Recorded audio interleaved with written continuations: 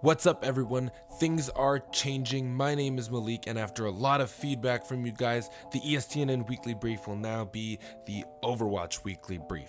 So buckle up and get ready because we have some Overwatch news to cover. First things first, the new escort map Havana was announced this past week and it's live on the PTR server.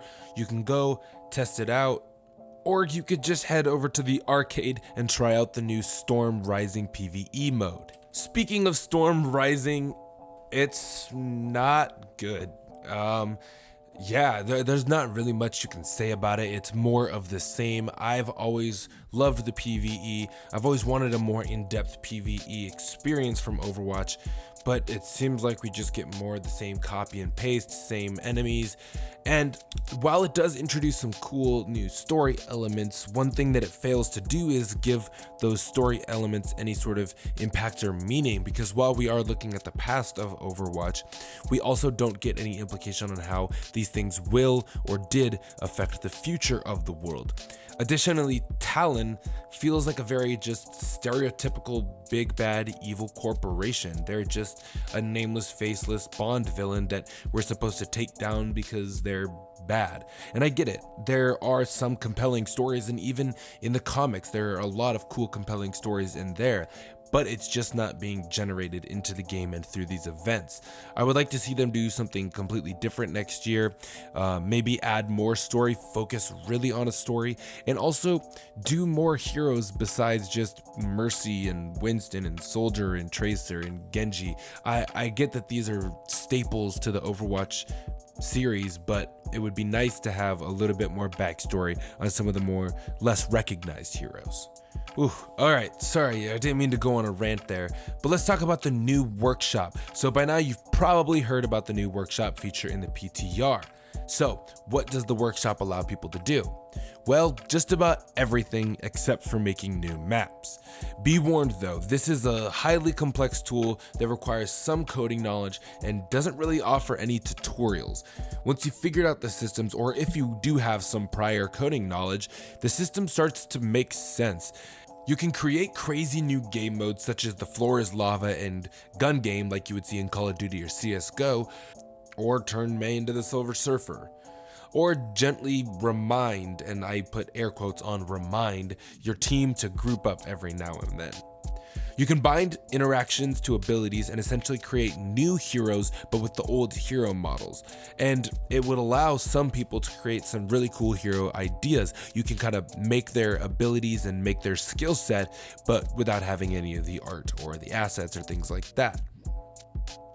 Now, there isn't much to do right now since it just came out, but give it a few months and I'm sure that it will have a thriving community. Alright, so let's get into the big, beefy section of the news. Overwatch League, first things first, Sleepy got traded to the Washington Justice, and unfortunately they did lose against the LA Valiant last Friday, but hopefully they can take this homestand weekend to get ready for their match against the Boston Uprising in Week 5. Will they win with Sleepy? Probably not, but we can hope. We can hope. So first off, day one opened with the New York Excelsior smacking down on the Fusion as they fought back with everything they had. San Francisco Shock absolutely humiliated the Toronto Defiant, and Florida Mayhem got put in their place 3-1 by the LA Gladiators. And finally, the Titans snuffed out the Dallas Fuel 4-0. Now, day two made history because the New York Excelsior got delivered their first loss by the Atlanta Reign and created a comeback story of a lifetime.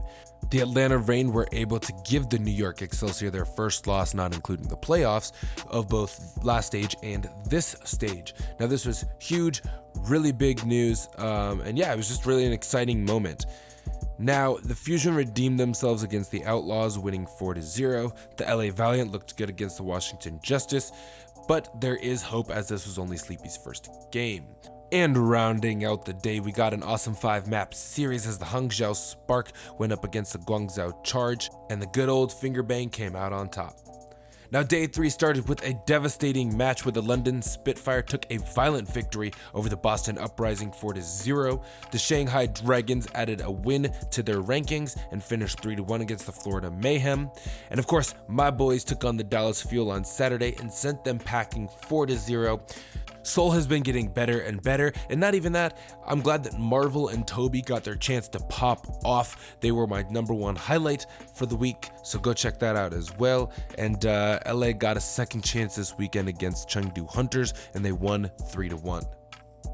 Last but not least, on day 4, the Titans continued their reign of terror and beat the Boston Uprising 4-0. The Houston Outlaws lost to the Shanghai Dragons 0-3, and the Hangzhou Spark got creamed by the Shock, and Atlanta went back to being just okay and got put down by the Guangzhou Charge.